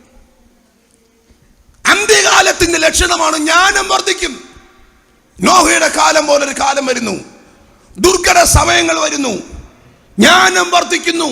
ഇതൊക്കെ വിവരണമില്ലാതെ മനസ്സിലാക്കുന്ന കാര്യമാണ്. ഇനി ലൂക്കോസ് 21:11 വാക്യം വായിക്കുമ്പോൾ മഹാവ്യാധികൾ എന്ത് ചെയ്യും? ഉണ്ടാകും. അന്ത്യകാലത്തിന്റെ സാമൂഹിക ലക്ഷണമാണ് മഹാവ്യാധികൾ. ഇങ്ങോട്ട് നോക്കി. കർത്താവിന്റെ മടങ്ങി വരുന്ന ലക്ഷണമായിട്ട് പറഞ്ഞേക്കുന്ന സ്റ്റേറ്റ്മെന്റ് മഹാവ്യാധികൾ വരും. എടുത്തോ. ലൂക്കോസിന്റെ സുവിശേഷം 21-11 വാക്യം വായിച്ചേ. വലിയ ഭൂകമ്പവും ക്ഷാമവും മഹാവ്യാധികളും അവിടവിടെ ഉണ്ടാകും. സ്തോത്രം. ഒരു മിനിറ്റ് മോളെ, ഒരു മിനിറ്റ്. മഹാവ്യാധികൾ ഉണ്ടാവും എന്ന് പറയുന്ന അന്ന് അധികം വലിയ വ്യാധികളൊന്നും ഇല്ല. സ്തോത്രം. അന്നത്തെ സിസ്റ്റം വെച്ച് നോക്കുമ്പോൾ ഇന്ന് ഹോസ്പിറ്റലിന്റെ എണ്ണം തന്നെ ഇല്ല അച്ഛാ, കൂടുതലെന്ന് പറയാൻ പറ്റുമോ? കോടികളല്ലേ? അല്ലയോ? ആന്നു ഹോസ്പിറ്റൽ കൂടിക്കൊണ്ടിരിക്കുകയല്ലയോ? ഇഷ്ടം പോലെ ഹോസ്പിറ്റൽ. നമ്മുടെ പിള്ളേർ മൊത്തം നേഴ്സുമാരല്ലയോ? +2 കഴിഞ്ഞാൽ പിന്നെ നമ്മൾ അവരെ നേരെ എങ്ങോട്ട് വിടും? പറ. കാരണം എന്നാ ക്ഷാമം ജോലിക്കുണ്ടായാലും ഈ ഫീൽഡിൽ മാത്രം ഒരു ക്ഷാമവും.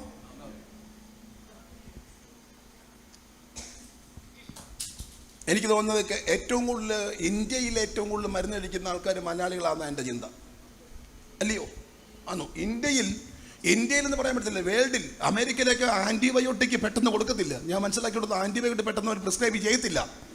ഓസ്ട്രേലിയയിൽ കൊടുക്കത്തില്ല ആൻറ്റിബയോട്ടിക് ഒന്നും. കൊടുക്കും വളരെ ലേറ്റായിട്ട് കൊടുക്കത്തുള്ളൂ. അങ്ങനെ സൗഖ്യമായില്ലെങ്കിൽ നമ്മൾ അങ്ങോട്ട് നേരെ പനി വൈറൽ കാണിച്ച് നമ്മുടെ വായില്ലയോ ഒരു തുറപ്പ് പുള്ളി ഞെട്ടിപ്പോയി. പുള്ളി പറഞ്ഞു വൈറൽ ഫീവറാ, 5 ദിവസത്തെ ആൻറ്റിബയോട്ടിക് അടിച്ചു. ഷുഗറിന്റെ ബോർഡർ ലെവൽ ആകുമ്പോൾ തൊട്ടേ നമ്മൾ ടാബ്ലറ്റ് എടുക്കാൻ തുടങ്ങി. എന്തിനാ? കൂടുതൽ ജീവിക്കാൻ വേണ്ടിയാ. ജീവിക്കാൻ കൂടുതൽ ആഗ്രഹിക്കുന്ന കൊണ്ടാണ് മരുന്ന് കൂടുതൽ എന്ത് ചെയ്യുന്നത്. അത് എടുക്കുന്നവരും നമ്മുടെ പ്രാണൻ കുറഞ്ഞുകൊണ്ട് ഇരിക്കുക. സ്തോത്രം. എന്നോട് നിങ്ങൾ വരുന്നുണ്ടെന്നാണ് ഞാൻ ചിന്തിക്കുന്നത് കേട്ടോ. സ്തോത്രം.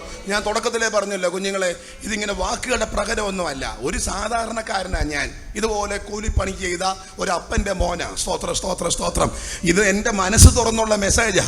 ഇന്ന് രാവിലെ ദൈവത്തോട് പ്രാർത്ഥിച്ചപ്പോൾ ആ പ്രാർത്ഥനാ മുറിയിൽ ഇത് പറയണമെന്ന് തമ്പുരാൻ നൽകിയ നിയോഗമാ. ഇതിനകത്ത് മറ്റ് ചിന്തകളില്ല. രണ്ടാമതൊരു മീറ്റിങ്ങിന് വിളിക്കണമെന്നുള്ള പ്രതീക്ഷ ഇതിനകത്തില്ല. ഇതിനകത്ത് ഈ ദൂതുകളൊക്കെ നിങ്ങളുടെ അകത്തോട്ട് നിട്ടിട്ട് എവിടെയെങ്കിലും നിട്ടിട്ട് സ്തോത്ര സ്തോത്രം ഒരു ഇഞ്ചെങ്കിലും ഒരു മാറ്റം നമ്മുടെ അകത്തുണ്ടാകുന്നെങ്കിൽ അത് ഈ കൺവെൻഷന്റെ വിജയം തന്നെയാ.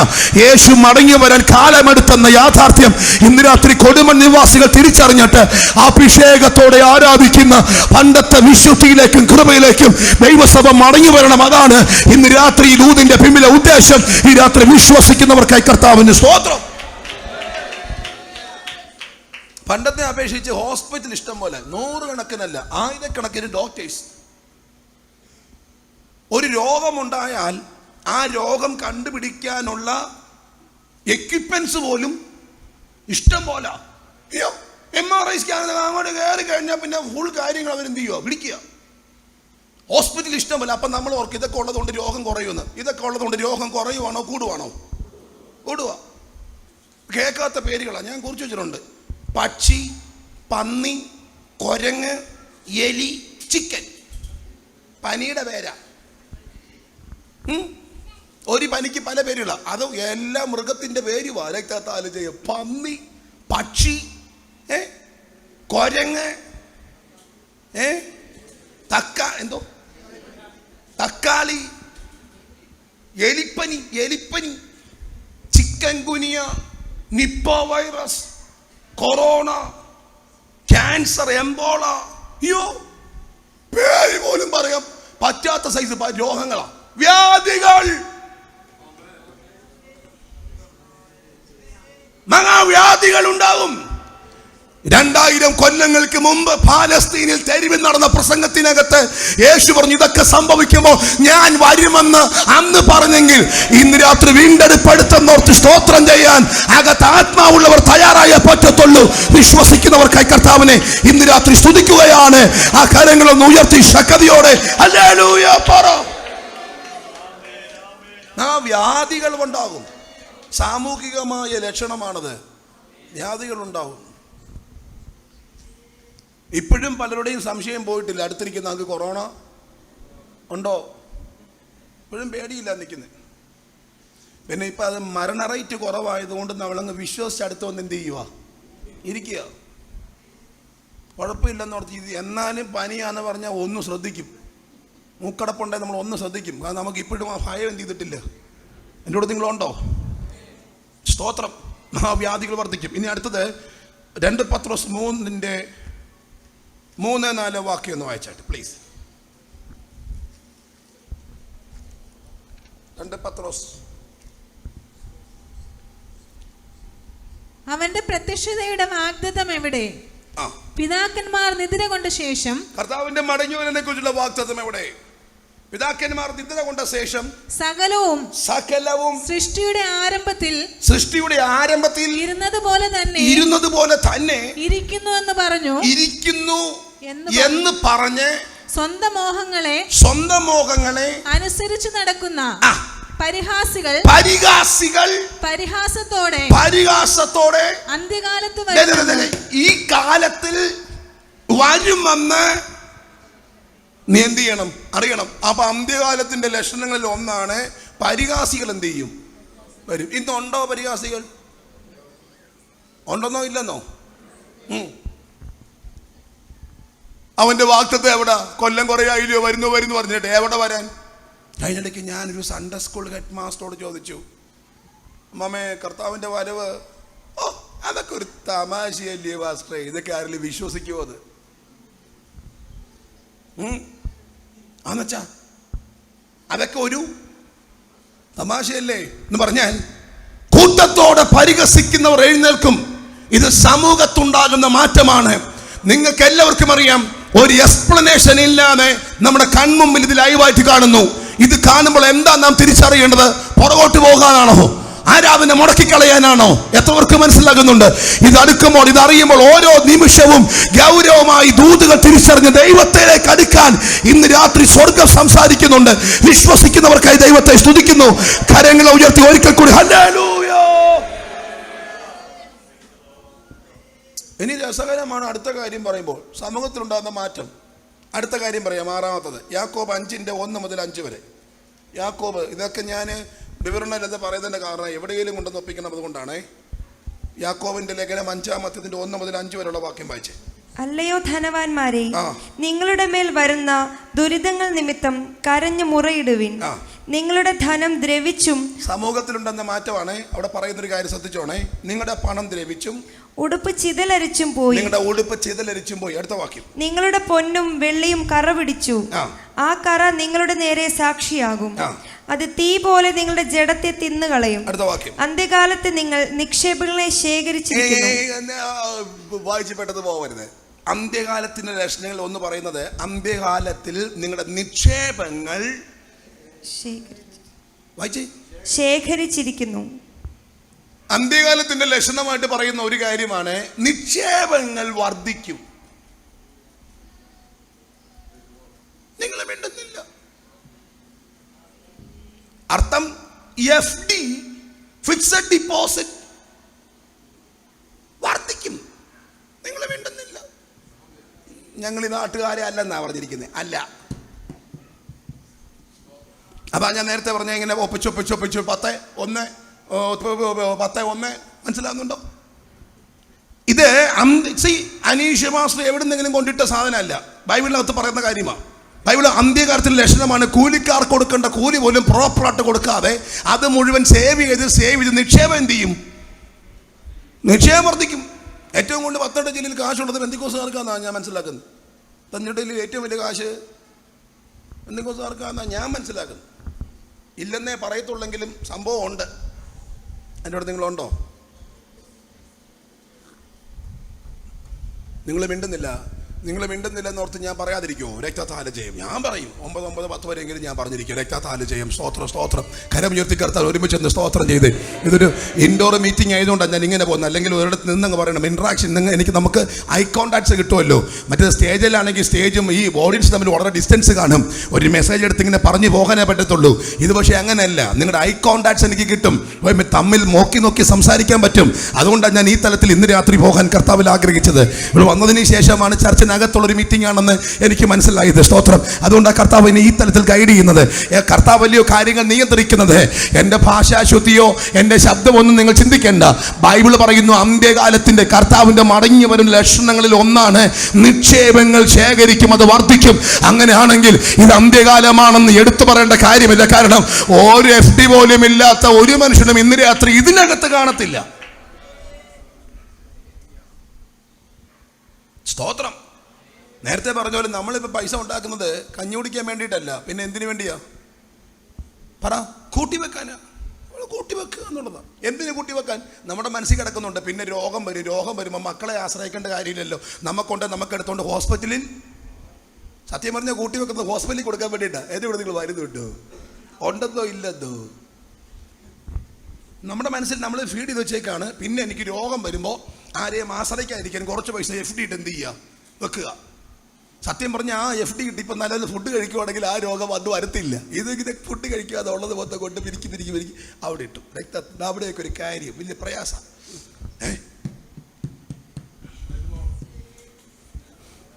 ദാനിയേൽ പ്രവാചകന്റെ പുസ്തകം 12:4 വാക്യം വായിക്കുമ്പോൾ അന്ത്യകാലത്തിന് മറ്റൊരു ലക്ഷണം പറയുന്നുണ്ട്. അത് യാത്രകൾ വർദ്ധിക്കും. യാത്രകൾ വർദ്ധിക്കും. അതിന് ഇംഗ്ലീഷ് കൊടുത്തേക്കുന്നത് many shall run two and fro. English word അങ്ങനെ കൊടുത്തേക്കുന്നത്. ഒത്തിരി പേര് ഓടും. യാത്രകൾ വർദ്ധിക്കും. വായുമാർഗം, വായുമാർഗം, കരമാർഗം, കടൽ മാർഗം സഞ്ചരിക്കുന്നവർ ഒന്നോ രണ്ടോ ആണോ? ഇങ്ങോട്ട് നോക്കി എന്നാ മാമ, ഇപ്പം മേലോട്ട് നോക്കിയാ മാമ, ഇതിനകത്തോടെ ഒരു 1000 വിമാനം എന്ത് ചെയ്യുന്നുണ്ട്. ഇപ്പം ഞങ്ങളുടെ ചർച്ചിലെ വർഷപ്പ് ലീഡർ ഇപ്പം വിമാനത്തെ ഇരിക്കുക, പുള്ളി പൊക്കോണ്ടിരിക്കുക മസ്കറ്റിൽ. പുള്ളി വിമാനത്തെ അല്ല, പുള്ളി മാത്രമാണ്. ആ കൂടെ 100 പേര് കാണത്തില്ലയോ? അതുപോലെ ഒന്നാണോ? ഇപ്പം നമ്മളൊരു ചർച്ച് വെച്ചാൽ നമ്മുടെ ഏറ്റവും വലിയ കൺസേൺ എന്നറിയാമോ? സെമിത്തേരി അല്ല, പിന്നെ വാഹനം പാർക്ക് ചെയ്യാനുള്ള ഒരു കൺവെൻഷൻ വെച്ചാൽ നമ്മുടെ കൺസേൺ, ആദ്യത്തെ കൺസേൺ ഏത് പാസ്റ്ററെ വിളിക്കും അതല്ല, വാഹനങ്ങൾ എവിടെ കൊണ്ട് പാർക്ക് ചെയ്യുന്നേ എന്ന് പറഞ്ഞാൽ ചെറുതും വലുതുമായി ഒരു വാഹനമെങ്കിലും ഇല്ലാത്ത വീടുകൾ ഇല്ല. ഇത് ബൈബിള് പറയുന്നു, യാത്രകൾ വർദ്ധിക്കും. ഇത് കർത്താവിന്റെ മടങ്ങിവരവിന്റെ തെളിവാണ്. ഞാൻ ഇനി എന്തിന് കൂടുതൽ കാര്യങ്ങൾ പറയണം? സ്തോത്രം. ഈ പറഞ്ഞ 7 കൂട്ടം കാര്യങ്ങൾ മാത്രം മതിയല്ലോ. ഉണർവിലേക്ക് പോകാൻ ആഗ്രഹിക്കുന്നവർക്ക് ഉണരാൻ ഇതിനപ്പുറത്തേക്ക് ആവശ്യമില്ല. ഇന്ന് രാത്രി ഞാൻ വ്യക്തമായി പറയാം, എൻ്റെ സഹോദരങ്ങളെ, എൻ്റെ ശ്രോതാക്കളെ, നാം ചിന്തിക്കുന്ന പോലെ ഇനി കാലഘട്ടം ദൂരമല്ല. യേശുവിന്റെ വരവ് ഏറ്റവും ആസന്നമായി. ഇന്ന് രാത്രി അത് തിരിച്ചറിഞ്ഞ ആത്മാവിൽ ഉണരുവാൻ അകത്ത് മനസ്സുള്ള എത്ര മക്കളുണ്ട്? കരങ്ങൾ ഉയർത്തി ശക്തിയോടെ ഹല്ലേലൂയ പറ. പ്രകൃതിക്കുണ്ടാകുന്ന വീക്ഷണത്തെ കുറിച്ച് എനിക്ക് പറയാൻ ആഗ്രഹമുണ്ട്, പക്ഷേ സമയമില്ലാത്തതുകൊണ്ട് ഞാൻ അങ്ങോട്ട് പോകുന്നില്ല. എന്നാൽ ആത്മീയ ഗോളത്തിൽ ഉണ്ടാകുന്നൊരു മാറ്റം പറയാം. ആത്മീയ ഗോളത്തിൽ ഉണ്ടാകുന്ന ഒന്നാമത്തെ മാറ്റത്തിന്റെ പ്രത്യേകതയാണ് വിശ്വാസത്യാഗം. പറഞ്ഞേ എന്ന് പറഞ്ഞാൽ അന്ത്യകാലത്തിന്റെ പ്രത്യേകത, മനുഷ്യപുത്രൻ വരുമ്പോൾ വിശ്വാസം കണ്ടെത്തുമോ? അപ്പൊ വിശ്വാസമില്ലാത്ത കാലഘട്ടം, അത് തെളിവ് നമുക്കുണ്ടോ? ഉണ്ടല്ലോ. കർത്താവ് സൗഖ്യമാക്കുമോ? പിന്നെ സൗഖ്യമാക്കും. ഹോസ്പിറ്റലിലോ അത് പോകാതിരിക്കുമോ? ഞങ്ങൾ പ്രാർത്ഥിച്ച് വിടുക. പോകുമ്പോൾ ആഗ്രഹിക്കുന്ന ഡോക്ടറെ തന്നെ എന്ത് ചെയ്യാൻ, കാണാൻ കൃപ കൊടുക്കണേ. OP ചെല്ലുമ്പോൾ വലിയ തിരക്കൊന്നും ഉണ്ടാകരുതേ. മെഡിസിൻ മേടിക്കുന്ന സമയത്ത് ഉള്ളവരെയൊക്കെ ശാസിച്ച് നേരത്തെ വിടണേ. അമ്മാമ്മയ്ക്ക് ആദ്യമേ മരുന്ന് കൊടുക്കണേ. ശസ്ത്രക്രിയ ചെയ്യാൻ വരുന്ന ഡോക്ടറിന്റെ കൈ വറയ്ക്കാതെ കാര്യങ്ങൾ ചെയ്യാൻ പ്രത്യേകിച്ച് കൃപ, വിശേഷമായ കൃപ കൊടുക്കണേ. സൗഖ്യമാക്കുന്ന കർത്താവാണോ? ആണെന്നേ. ഞങ്ങൾ മുത്തൂറ്റി പോകും, അത് വേറെ കാര്യം.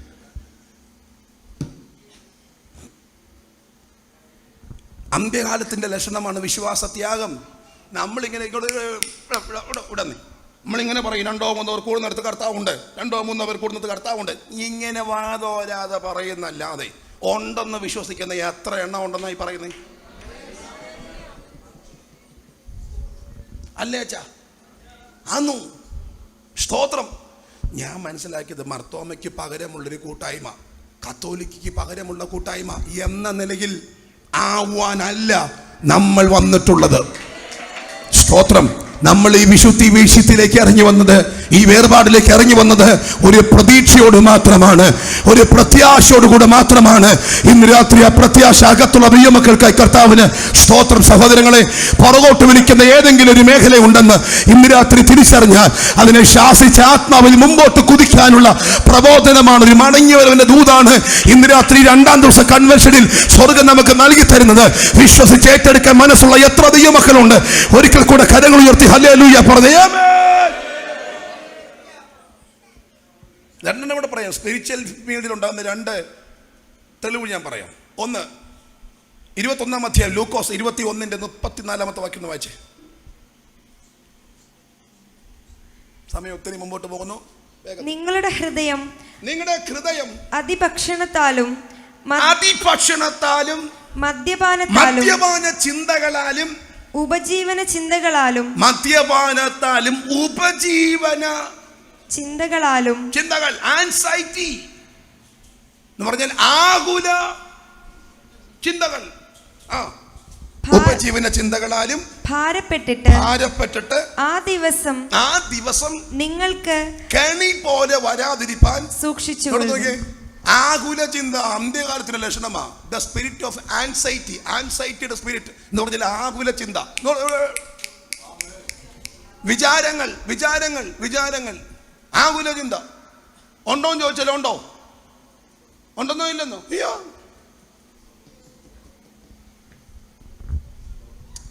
നമുക്കിപ്പോ പല പേരൻസിന്റെയും ഭാരം അവരെ ഓർത്തല്ല, പലരുടെയും ഭാരം കൊച്ചുമക്കളെ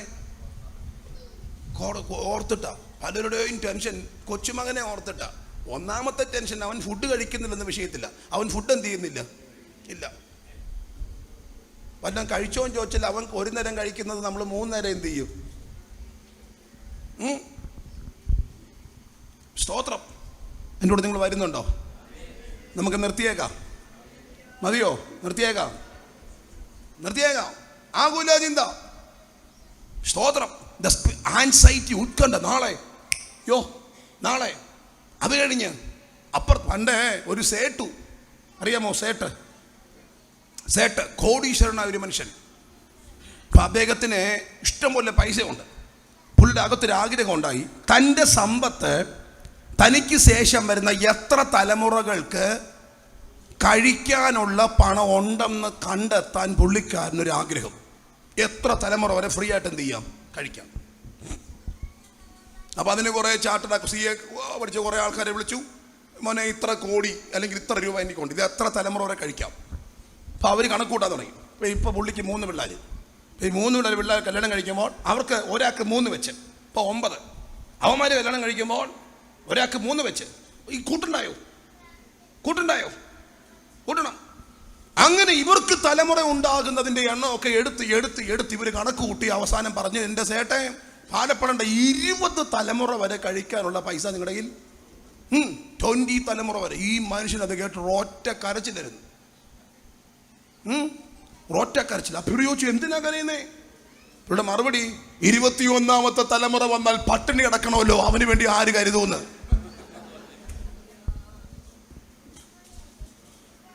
21ാമത്തെ തലമുറയെ ഓർത്ത് ഇന്ന് കരയുന്നവരെ ആ മനുഷ്യർ. മനസ്സിലായവർക്ക് കർത്താവിന് സ്തോത്രം. നിന്റെ അകത്ത് ആകുല ചിന്ത ഉണ്ടെങ്കിൽ അത് അന്ത്യകാലത്തിന്റെ ലക്ഷണമാണെന്ന് വിശുദ്ധ ബൈബിൾ പറയുന്നത്. ഇന്ന് രാത്രി അതിനെ കാസ്റ്റ് ഔട്ട് ചെയ്യാൻ, അതിനെ ശാസിച്ച് കളയാൻ ഈ രാത്രി മനസ്സുള്ള എത്ര ദൈവമക്കളുണ്ട്. ഹല്ലേലൂയ. നല്ല പാട്ടുകൾ നമുക്കുണ്ടല്ലയോ? ആകുലനാകരുതേ മകനെ, അസ്വസ്ഥനാകരുതേ, ആദിയാലായുസിനെ നീട്ടാനാകുമോ നരനുലകിൽ. എങ്ങനെ? ആകുലനാകരുതേ മകനെ, അസ്വസ്ഥനാകരുതേ, ആദിയാലായുസിനെ നീട്ടാനാകുമോ നരനുലകിൽ. എന്ന് പറഞ്ഞാൽ ആദിയാൽ ആയുസിനെ നീട്ടാൻ ആകുമോ നരനുലകിൽ. സ്തോത്രം. ഈ പാട്ടിൻ്റെ ഭാഗത്തോട്ട് പോയാൽ പാടാൻ വലിയ കൃപയില്ലെങ്കിലും ഞാനിങ്ങനെ പാട്ട് പറയും.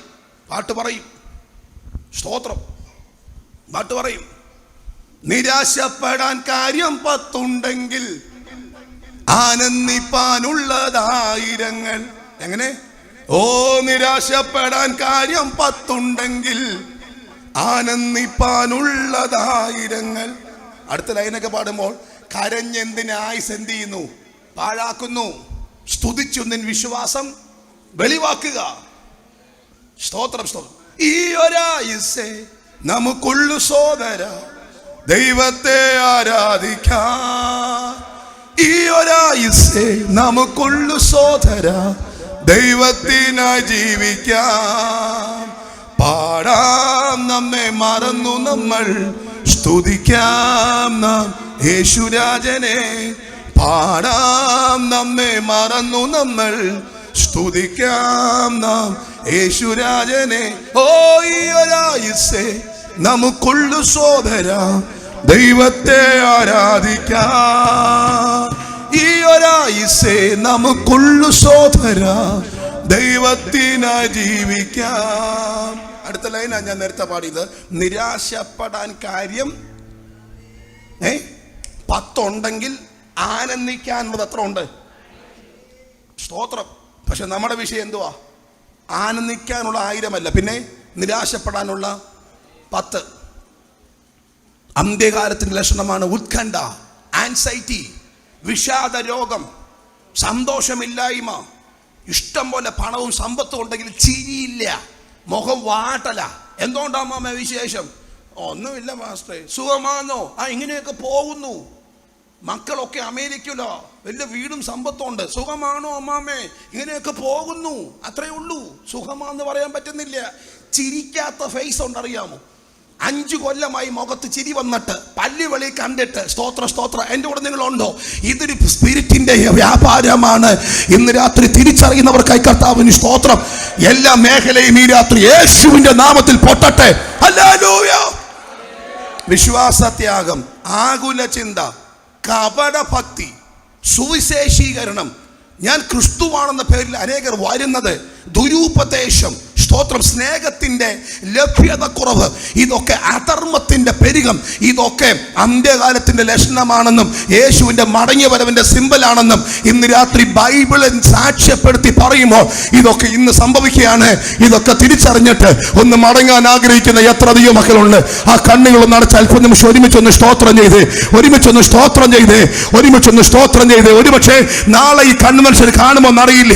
നാം പ്രതീക്ഷിക്കുന്ന പോലെ യേശുവിന്റെ മടങ്ങി വരവ് ഇന്ന് രാത്രി സംഭവിക്കുന്നെങ്കിൽ നാളെ നാം ഇവിടെ യോഗത്തിന് കാണുമോ? അതല്ല, യേശുവിന്റെ കൂടെ ചേരുമോ? ഇന്ന് രാത്രി വിശ്വസിക്കുന്ന എത്ര അധികം മക്കളുണ്ട്. അല്പനിമിഷങ്ങളെ കാര്യങ്ങളെ ഒന്ന് അടിച്ച് ആദരങ്ങളെ തുറന്ന് കർത്താവിനെ സ്തുതിച്ച് ഒന്ന് ആരാധിച്ച്, പണ്ടത്തെ പോലൊരു നല്ല കാലം, അഭിഷേകത്തിന്റെ നല്ല കാലം, ആരാധനയുടെ നല്ല കാലം ഇന്ന് രാത്രി സംജാതമാകട്ടെ. ആ കരങ്ങളെ തട്ടിയടിച്ച് ഒരുമിച്ചൊന്ന് ആരാധിച്ചോട്ടെ.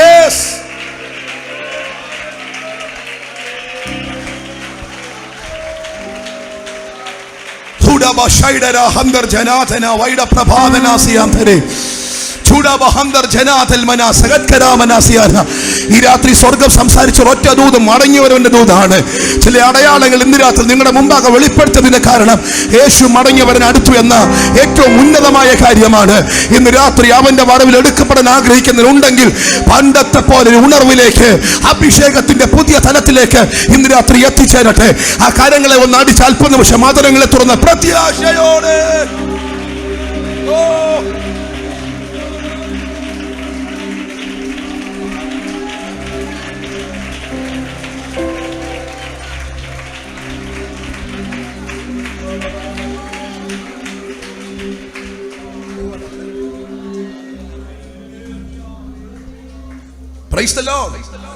കർത്താവ് ഒന്നോടൊന്ന് സ്തുതിക്കാമോ? ശക്തത്താലും പറയാൻ കൊണ്ടൊന്നും എല്ലാ കാര്യങ്ങളും പറയാൻ പറ്റിയിട്ടില്ല.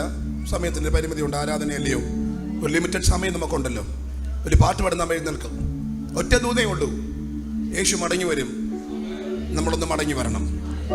നമ്മുടെ ആ മയക്കം മാറണം, മന്ദത മാറണം, ആകുല ചിന്തകൾ മാറണം. സ്തോത്രം. ആകുല ചിന്തയാൽ നീറുകില്ല, ഇല്ലേ? ഭാരങ്ങൾ ഓർത്തിനി കരയുകയില്ല. പിന്നെ തക്ക സമയത്ത് എനിക്കെല്ലാം ഒരുക്കുന്നവൻ സ്തോത്രം ജയാളിയാണല്ലോ എൻ്റെ കൂടെ ഉണ്ട്. അതുകൊണ്ട് എല്ലാ ഭാരങ്ങളും മറക്കാം. ഒന്ന് എഴുന്നേറ്റ് അതാത് സ്ഥാനത്ത് ഒന്ന് എഴുന്നേറ്റ്. ഹല്ലേലൂയ. ആ പ്രത്യാശ ഒന്ന് വർദ്ധിക്കട്ടെ. എവരിബഡി സ്റ്റാൻഡ് അപ്പ് ചെയ്യാൻ അതാത് സ്ഥാനത്ത് എഴുന്നേറ്റ്. ഹല്ലേലൂയ. ഒരു പാട്ടിന് 1-2 ലൈനുകൾ നമുക്ക് ചേർന്ന് ഈ കുഞ്ഞുങ്ങളുടെ കൂടെ ചേർന്ന് പാടി കർത്താവിനെ ആരാധിക്കാം. ഈ ആരാധന സമയത്ത് പ്രത്യേകിച്ച് ആർക്കെങ്കിലും പ്രാർത്ഥന ആവശ്യമുണ്ടെങ്കിൽ അവർക്ക് മുമ്പോട്ട് വരാൻ ഞാൻ നിങ്ങൾക്ക് വേണ്ടി പ്രാർത്ഥിക്കും. സ്തോത്രം. അല്ലാത്തവർ അവിടെ നിന്ന് ഈ പാട്ടൊന്ന് പാടി പ്രത്യാശ ഒന്ന് പുതുക്കി വിശുദ്ധി ഒന്ന് വർദ്ധിപ്പിച്ച് ആമേ വളരെ പ്രത്യാശയോടെ വേണം ഇന്ന് രാത്രി മടങ്ങുവാൻ. ചേർന്ന് നമുക്ക് പാടി കർത്താവിനെ ഒരുമിച്ച് ഒന്ന് ആരാധിക്കാം. ഹല്ലേലൂയ. സ്തോത്രം.